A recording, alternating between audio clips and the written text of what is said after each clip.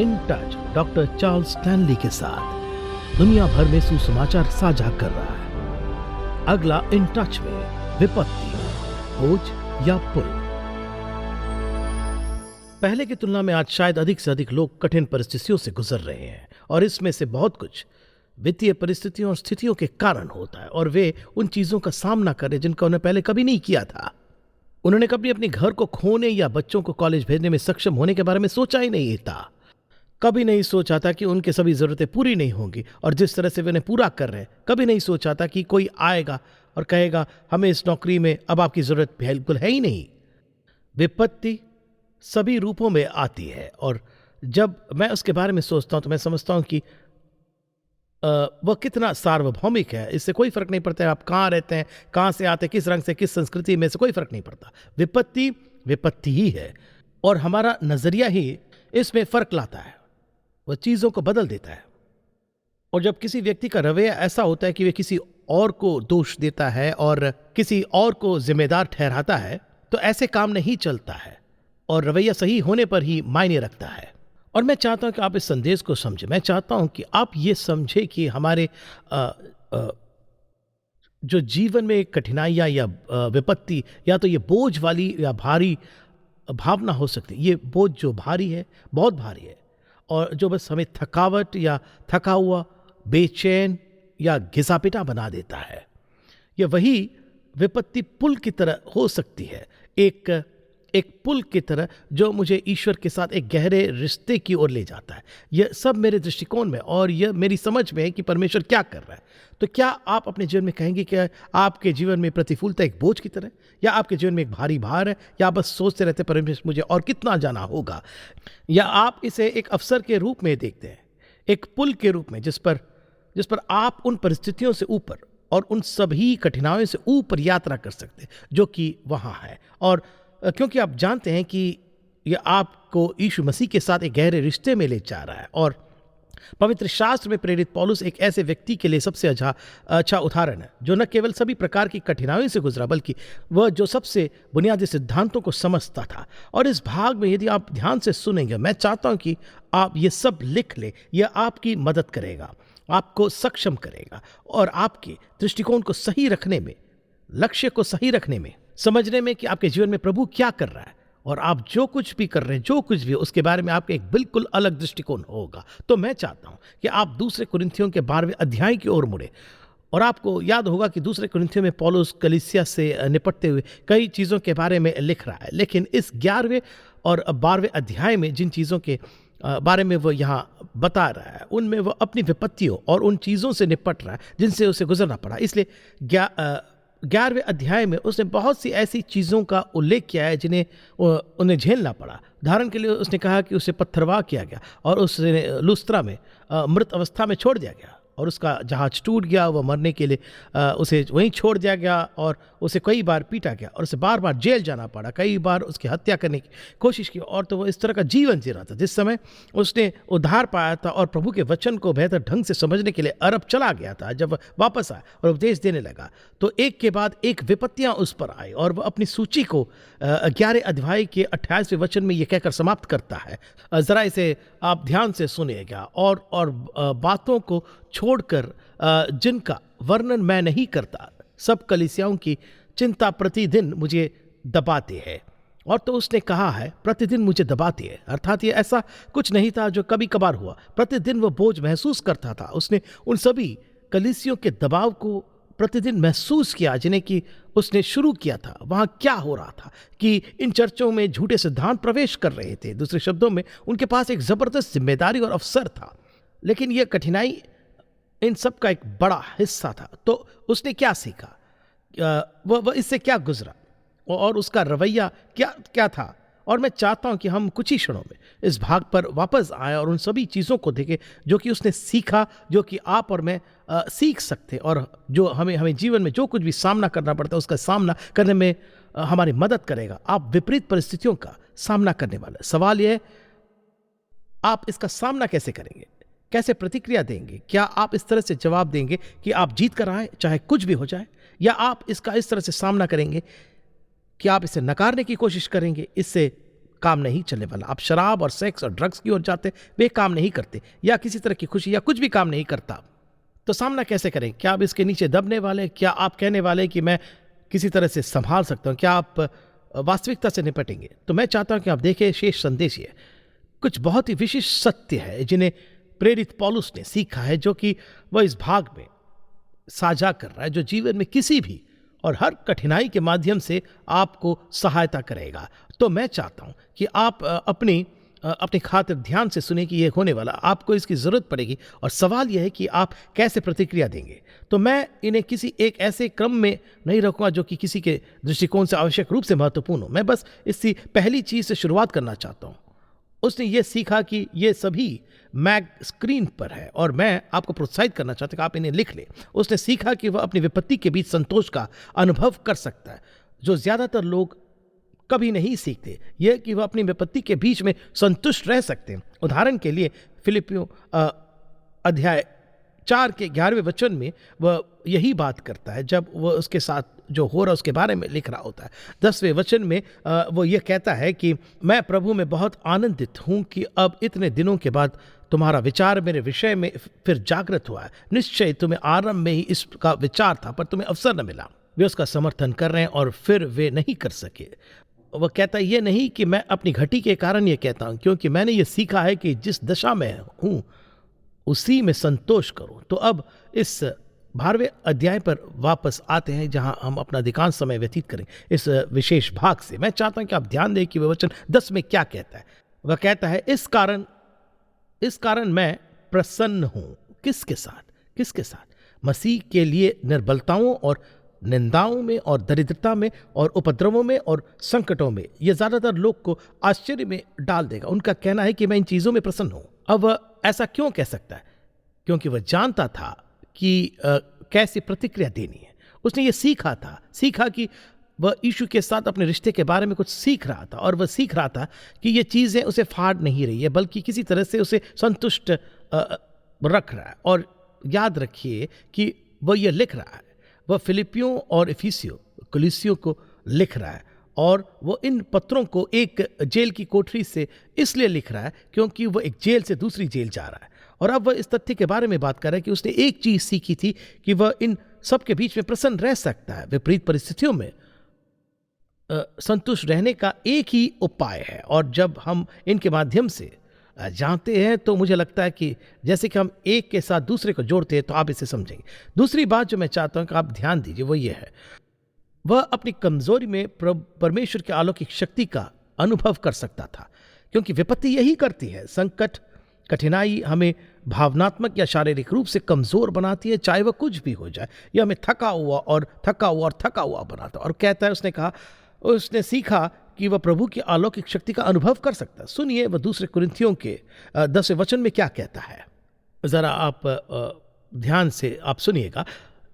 इस कारण मैं मसीह के लिए निर्बलताओं और निंदाओं में और दरिद्रता में और उपद्रवों में और संकटों में प्रसन्न हूं, क्योंकि जब मैं निर्बल होता हूं तभी बलवंत होता हूं। उसने ये सीखा, और वह कहता है मैंने सीखा है कि जब मैं अपने जीवन के सबसे कमजोर क्षणों में होता हूं तब मुझे लगता है कि मैं आगे नहीं बढ़ सकता। याद है उसने तब क्या कहा? उस पर कलीसिया का प्रतिदिन का दबाव है। यह तथ्य कि उन्होंने उसकी हत्या करने की कोशिश की, पथराव किया, कोड़े मारे। दूसरे शब्द में कहता है कि मैंने सीखा जब मैं सबसे कमजोर होता हूं तो मुझे अपने जीवन में अलौकिक ऊर्जा और सामर्थ्य की उपस्थिति का शक्ति मिलता है। मैं चलता रह सकता हूं, पर जब मुझे पता लगता है कि मैं कुछ नहीं कर सकता, तब मुझे एहसास होने लगता है कि मेरा प्रभु कौन है, मेरी ताकत कौन है, मेरे भीतर ये जीवन क्या है। ये यीशु का जीवन है। और वो कहता है जब मैं उस समय पर आता हूं जब मुझे लगता है कि मैं इसे संभाल नहीं सकता, तब मुझे अपने भीतर मसीह की एक नई और ताजा जागरूकता और ऊर्जा मिलती है, जो मुझे सक्रिय और सक्षम बनाती है। और तो ये सच होने के नाते जो कुछ भी वह सामना कर रहा था वह एक पुल की तरह थी। यह सच्चाई उसे इसके ऊपर जाने में मदद करती थी। और फिर उसने कहा कि उसने अपने सभी जरूरतों के स्रोत का पता लगा लिया है। ध्यान दीजिए कि वह इस भाग में क्या कहता है। वह वचन 9 से शुरू करता है, गौर से सुनिएगा। और उसने मुझसे कहा कि मेरे अनुग्रह तेरे लिए बहुत है, क्योंकि मेरी सामर्थ निर्बलता में सिद्ध होती है। इसलिए मैं बड़े आनंद से अपनी निर्बलताओं पर घमंड करूंगा कि मसीह की सामर्थ मुझ पर छाया करती रहे। कहता है मैंने सीखा है कि मेरी बहुतायत मसीह में है। कहता है मैंने सीखा है कि जब जब मैं इन मुश्किलों से गुजर रहा होता हूं, जब मेरी मदद करने वाला कोई नहीं होता, और कई बार उसे उसके दोस्तों ने भी छोड़ दिया था, वो कहता है मैंने सीखा है कि जो कुछ भी मेरी ज़रूरतें हों, मसीह मेरे लिए पर्याप्त है। उसे जानना, प्रेम करना, उससे प्रेम पाना, उसके देखभाल में रहना, यह संबंध, ये घनिष्ठ संबंध जो उसका मसीह के साथ है। वो कहता है कि मैंने सीखा है कि मेरी सबसे बड़ी विपत्ति में भी वो रिश्ता मुझे पर्याप्तता का एहसास दिलाता है, क्योंकि मुझे पता है कि उसने वादे किए कि वह मेरा मार्गदर्शन करेगा, मुझे बनाए रखेगा, जो कुछ भी हो उसकी आपूर्ति करेगा। और निश्चित रूप से आप और मैं सभी फिलिपियों में इस वचन को जानते हैं, और मेरा परमेश्वर भी अपने इस धन के अनुसार जो महिमा सहित मसीह यीशु में तुम्हारी हर एक घटी को पूरी करेगा। वो एक ऐसे व्यक्ति से आ रहा है जिसने जेल में बहुत समय बिताया, सताया गया, पथराव किया गया, जहाज टूट गया। अब बस नाम ले, वो क्या कह रहा है? वो संतुष्ट होने की बात कर रहा है। वो सर्वशक्तिमान प्रभु की अलौकिक ऊर्जा के बारे में बात कर रहा है जो उसके जीवन में आ रहा है, जो उसे जीवन की किसी भी और हर परिस्थिति से निपटने के लिए पर्याप्त बना रहा है। देखिए, जब विपदा आई तो वह सही दिशा में देख रहा था, अपने भीतर नहीं बल्कि प्रभु यीशु को देख रहा, और जानने और सीखने के साथ साथ उस रिश्ते के बारे में कुछ ऐसा था कि उसने उसको उससे ऊपर उठना संभव बना दिया। और यही कारण है कि उदाहरण के लिए फिलिपियों में वह कहता है कि पूरे प्रेटोरियन गार्ड वे जानते हैं कि मैं यहाँ जेल में हूँ। और जब वह इन सिपाहियों की जंजीरों में जकड़ा हुआ था, वह उनके साथ अपना विश्वास साझा कर रहा था। परमेश्वर उसके जीवन से शक्तिशाली चमत्कार कर रहा था, क्योंकि देखिए, उसने हार नहीं मानी और छोड़ा भी नहीं, और उसने ये नहीं कहा कि परमेश्वर तुम कहाँ हो। वह कुछ सीख रहा था, और वह कुछ ऐसा सीख रहा था जिसे उसने इस भाग में लिखा है। उसने सीखा कि परमेश्वर उसकी सभी आवश्यकताओं का स्रोत है, और उसको एहसास हुआ कि वह परमेश्वर की विश्वास योग्यता पर भरोसा कर सकता है। वह परमेश्वर की विश्वास योग्यता पर भरोसा कर सकता है, अर्थात प्रभु अपने वादों पर खरा उतरने वाला था। और जब मैं उस वादे के बारे में सोचता हूँ, तब मैं वचन 10 के बारे में सोचता हूँ। वो कहता है, इस कारण मैं मसीह के लिए निर्बलताओं और निंदाओं में और दरिद्रता में और उपद्रवों में और संकटों में प्रसन्न हूं, क्योंकि जब मैं निर्बल होता हूं तभी बलवंत होता हूं। उसने कहा, मैं जानता हूं कि मेरा प्रभु अपने वचन को निभाने के लिए विश्वास योग्य है। वह मेरी जरूरतों को पूरा करने वाला है, कि मैं जीवन की किसी भी और हर स्थिति या परिस्थिति का सामना करने के लिए उसमें पर्याप्त होने वाला हूं। और देखिए, जब कोई व्यक्ति कठिन परिस्थितियों के कारण परमेश्वर की विश्वास योग्यता पर प्रश्न चिन्ह लगाने लगता है, तो प्रभु चाहता है कि हम उस समय उसकी ओर मुड़े और सवाल पूछे, क्या आप पहले विश्वास योग्य थे?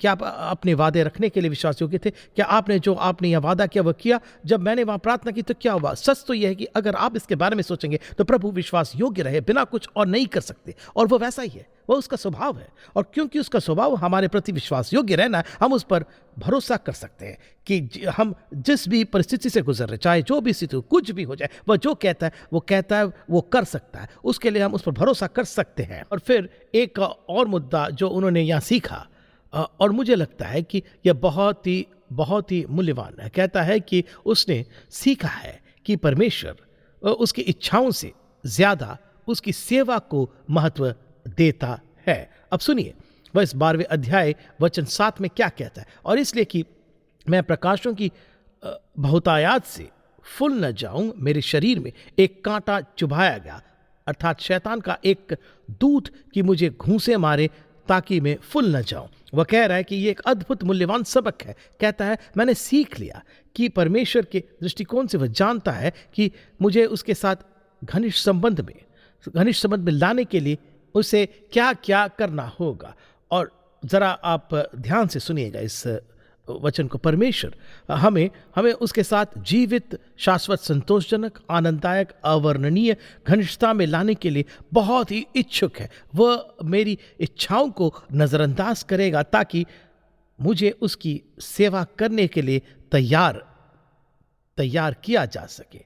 लेकिन अगर मैं बस खुद पर दया पाने और कुछ करना चुनता हूं, तो मैं सबसे शानदार अवसर खोने वाला हूं। और सबसे अद्भुत अवसर, जरा इस बात को देखिएगा, वह केवल परमेश्वर का सेवक ही नहीं है, बल्कि यह अद्भुत अद्भुत और घनिष्ठ संबंध है जो उस तरह की विपत्ति में विकसित होता है जो कि किसी अन्य तरीके से नहीं आता है। और जब वो फिर कहता है कि उसने सीखा कि प्रतिकूल परिस्थितियों में भी परमेश्वर अपने अनुयायियों में अपना संदेश मजबूत कर रहे थे। और यह बात बहुत ही दिलचस्प है क्योंकि फिलिपियों में यहाँ वह जेल में है और ये हो रहा है। उसके कुछ अनुयायी बाहर थे और वे प्रेरित पौलुस की बहुत समझ नहीं रखते थे, वास्तव में वे उसकी आलोचना कर रहे थे। और यहाँ वह 13वें वचन में कहता है, यहाँ तक कि केसरी राज्य की सारी पलटन और शेष सब लोगों में ये प्रकट हो गया कि मैं मसीह के लिए कैद हूँ। और वे वही थे जिन्होंने बादशाह की हिफाजत की थी। और शेष सब लोगों में और प्रभु में जो भाई है उनमें से बहुधा मेरे कैद होने के कारण हिया बात कर परमेश्वर का वचन निधड़क सुनाने का और भी हियाव करते। अब वह कहता है कितने तो ढा और झगड़े के कारण मसीह का प्रचार करते और कितने भली मनसा से। यानी यहाँ यह वह कह रहा है कि हमारी विपत्ति में भी परमेश्वर हमारे जीवन में कुछ कर रहा है। क्या कर रहा है?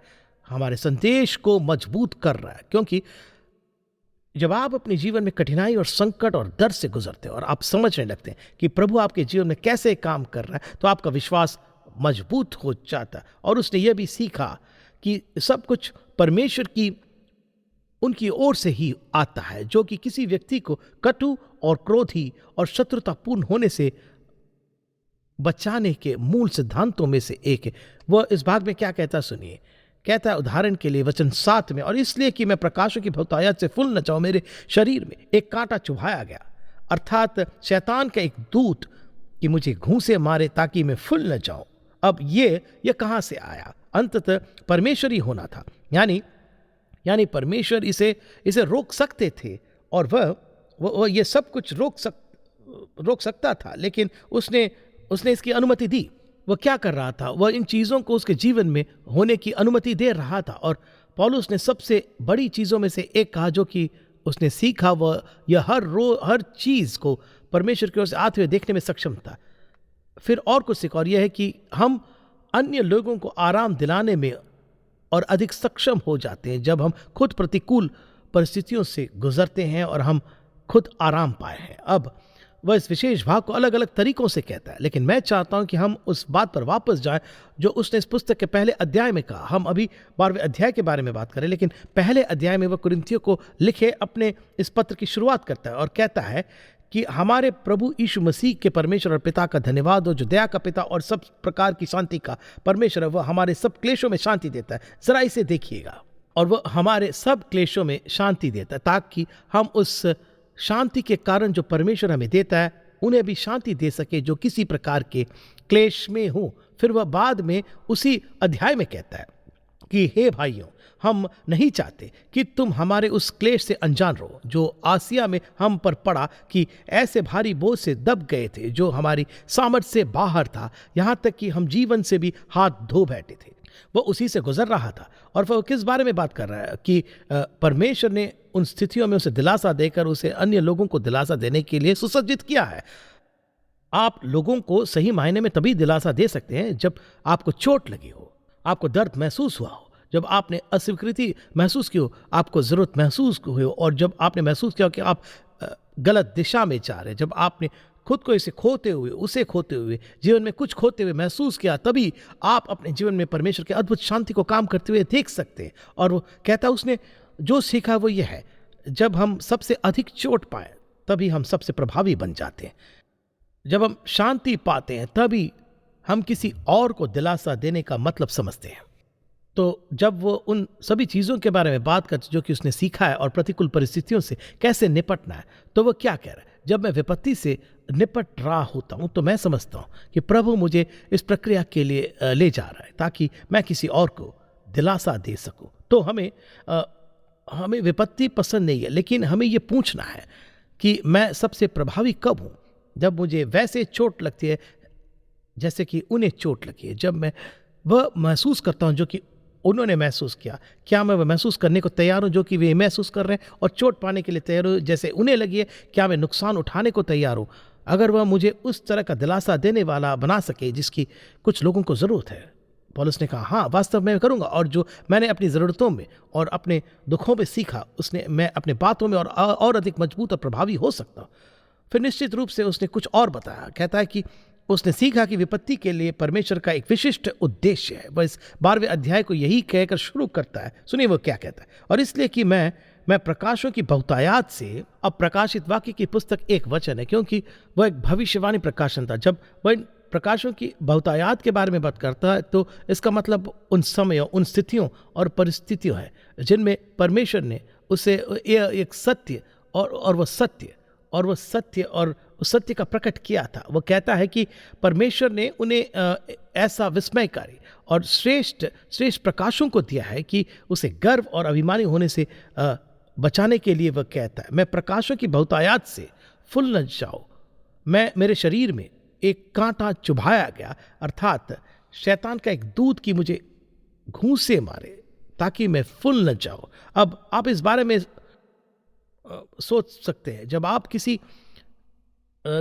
चीज से गुजर रहे होते और ये बहुत कठिन हो तो आप खुद से सवाल पूछ सकते हैं, परमेश्वर इसके लिए आपका उद्देश्य क्या है? वास्तव में आपको ये पूछने का अधिकार है, आपको ये पूछना चाहिए, आपका उद्देश्य क्या है? पौलुस ने कहा, मुझे पता है कि उद्देश्य क्या है। देखो, अगर परमेश्वर के पास हमारे जीवन में हर चीज की अनुमति के लिए एक उद्देश्य है तो क्या आप इसे एक अच्छा उद्देश्य या बुरे उद्देश्य रखेंगे? मुझे उस पर ज्यादा जवाब नहीं मिला। मैं इसे समझता हूं, यह किस तरह का परमेश्वर है। वह एक अच्छा परमेश्वर है। वह एक बिना शर्त प्रेम करने वाला परमेश्वर है, ताकि वह हमारे जीवन में जो कुछ भी अनुमति देता है उसके मन में उसके लिए एक विशिष्ट उद्देश्य है, और वह उद्देश्य न केवल उसके लिए अच्छा है बल्कि वह हमारे लिए भी बिल्कुल अच्छा है। उसने क्या कहा? उनके लिए सब बातें मिलकर भलाई ही को उत्पन्न करते। अब हम क्या करते हैं? हम सभी चीज़ों को निकाल लेते हैं और हम उसे मीठा, प्यारा और अमीर, ये सभी अद्भुत चीज़ें, प्रसिद्ध, ये सब समझते हैं। वह सभी चीज़ों जो करता है, हाँ, दर्द, पीड़ा, कठिनाई, हम उस शब्द की गलत व्याख्या करते हैं। हम वहाँ क्या डालते हैं, हम क्या चाहते हैं? उनके लिए सब बातें मिलकर भलाई ही को उत्पन्न करती है। सब बातें में सभी शामिल है, सब बातें मिलकर मेरे भलाई के लिए, क्योंकि वो हमसे प्रेम करता है। और तो जब आप इसके बारे में सोचते हैं, यदि आप वास्तव में और सच में ये मानते हैं कि यह दर्दनाक है, ये मुझे पसंद नहीं, लेकिन मैंने पवित्र शास्त्र में जो पढ़ा था उसके अनुसार परमेश्वर ये मेरे भलाई के लिए कर रहा है, और फिर निश्चित रूप से उसने सीखा कि वह अपनी विपत्ति के बीच में आनंदित हो सकता है। और मुझे फिलिपियों पसंद है क्योंकि वहाँ बहुत सारे अद्भुत वचन है। आप फिलिपियों के इस 4 अध्याय को देखिए, यहाँ वह कहता है कि इसको सुनिए, प्रभु में सदा आनंदित रहो। और मैं फिर कहता हूँ, आनंदित रहो। उन्होंने यह जेल में लिखा, एक रोमन जेल में, और वह आनंदित होने की बात कर रहा है। क्यों? क्योंकि इसने सीखा ये सभी चीज़ें जो उसके साथ हुई थी, उसके बारे में दया पाने और जेल से बाहर निकलने की इच्छा के बजाय, और किसी को उसे बचाने के लिए कहने के बजाय, और रोकर अपने दिन और रात बिताने के बजाय, परमेश्वर कृपया मुझे बचाओ, कृपया मुझे इस जगह से बाहर निकालो, वो क्या कर रहा था? वो बस उन सभी अनुभवों को लेकर उन्हें अपने दिमाग और अपने दिल में रखने के बजाय परमेश्वर के सबसे अमीर पुरस्कारों को इकट्ठा कर रहा था और सीख रहा था और फसल काट रहा था। तो आप जिस भी विपत्ति का सामना कर रहे हैं, अधिकांश समय आप उसे नियंत्रित नहीं कर सकते हैं। तो आपको यह तय करना होगा कि आप इसके बारे में कैसे सोचेंगे। क्या आप इसे एक पुल के रूप में सोचेंगे जिसे प्रभु आपके लिए बना रहा है, ताकि वह आपको उसके साथ एक घनिष्ठ संबंध में ला सके, जो कि पृथ्वी पर कोई भी व्यक्ति आपके साथ नहीं बना सकता है। उसके साथ एक ऐसा रिश्ता जिसे आप अपने जीवन के सभी दिनों में कभी भी पूरी तरह से था नहीं पाएंगे। उसके साथ एक रिश्ता जिसे संभव बनाने के लिए वो मरा था। उसके साथ एक रिश्ता जो आपके जीवन में पूरी तरह से क्रांति ला देगा, आपको प्रभु का एक मजबूत सेवक बनने के लिए सुसज्जित करेगा। या क्या आप बस खुद पर दया पार्टियां करना चाहते हैं, या आप अपने मन को इससे दूर करने के लिए कुछ भी पिएंगे या सेक्स में पड़ेंगे।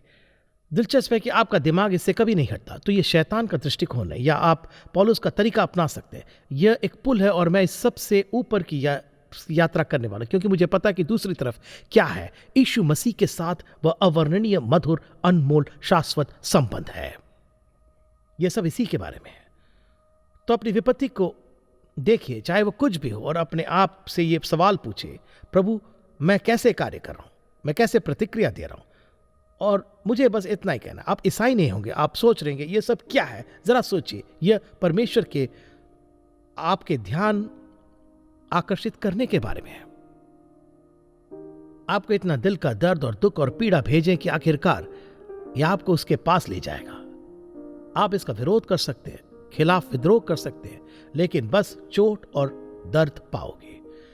वह चाहता है कि आप ये पहचानें कि उसने आपको आपके लिए नहीं बल्कि अपने लिए बनाया। वह चाहता है कि आप अपनी पाप पूर्णता, अपनी अपर्याप्तता को स्वीकार करें और अपने पुत्र यीशु के माध्यम से, जो आपके पाप का पूरा कर चुकाने के लिए क्रूस पर मरा, ताकि आपके पापों के क्षमा के लिए आप उस पर भरोसा करें, अपना जीवन उसे समर्पित करें और उसे देखें क्या इससे मेरी सारी विपत्ति दूर हो जाएगी। जरूरी नहीं है, क्योंकि देखिए वह जानता है कि आपको वो व्यक्ति बनाने के लिए जो कि वह चाहता है आपको वो कितना चाहिए। लेकिन आपके पास दो विकल्प है, विद्रोह कर सकते हो या समर्पण कर सकते हो, और यही सबसे अच्छा तरीका है और यही मेरी आपके लिए प्रार्थना है। यदि आज के प्रोग्राम से आपने आशीष पाई है तो लॉग कीजिए intouch.org पर। इन टच पूरे संसार में लोगों को परमेश्वर के साथ में बढ़ने वाले संबंध में बनाता है और लोकल चर्च को बल देता है। ये प्रोग्राम इन टच सेवकाई के द्वारा प्रस्तुत किया गया है। ये परमेश्वर के अनुग्रह से और आपकी प्रार्थना और भेंटों के द्वारा ही संभव हो सका है।